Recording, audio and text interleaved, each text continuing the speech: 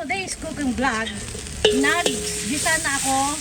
Naglagay na ako ng konting mantika at butter. Naggisa na ako ng sibuyas, bawang at kalahating kilo ng luya. Kasi ang tahong mas masarap.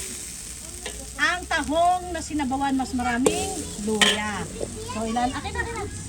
Akin na. Okay talaga yan kasi ano? Ating tahong.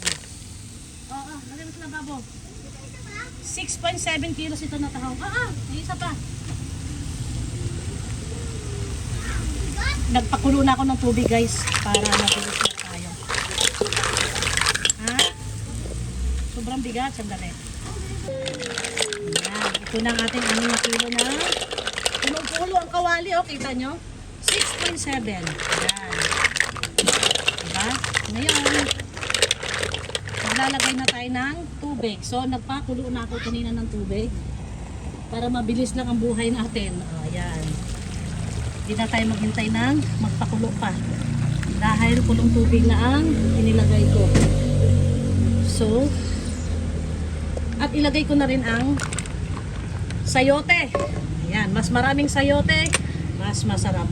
Alam nyo guys, nakakatuwa lang itong tahong na ito guys. Kasi, kumakain ng mga ako ng tahong. Ayan, bukod sa hipon na paborito nila, tahong ay kumakain din sila ng tahong. Ayan. So, ginahalo-halo ko lang para mag-welcome bite ang timpla ng sibuyas, bawang at tawag ito, luya. Hindi pa ako naglagay ng asin. Kasi alam naman natin itong tawag medyo maalat na to. Kaya hindi mo na ako nag-asin.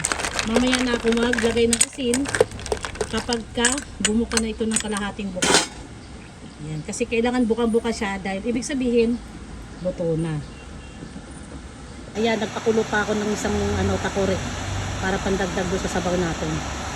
Bukod sa sinabawan na tahong, magpiprito din ako ng yellowfin tuna na isda. 280 ang kilo nito pero nakuha ko lang ng 250. Dahil syempre suki. Ito na, napapainit na ako ng mantika para sa ating piniritong isda. Bukod sa sinabawang tahong. Naglagay ako ng nagbudbud ako sa taas ng cornstarch para hindi tayo natatalsikan at saka hindi sisip-sip ang mantika sa laman ng isda. Pamiminimize ang pagsip-sip ng mantika. Ayan ang sinasabi ko. Ayan. Nilagyan ko, binuburan ko ng cornstarch para hindi mapansin nyo, hindi tumatalsik ang ang mantika. Pag ikaw takot sa talsik ng mantika, ganito ang gawin mo para walang talsik.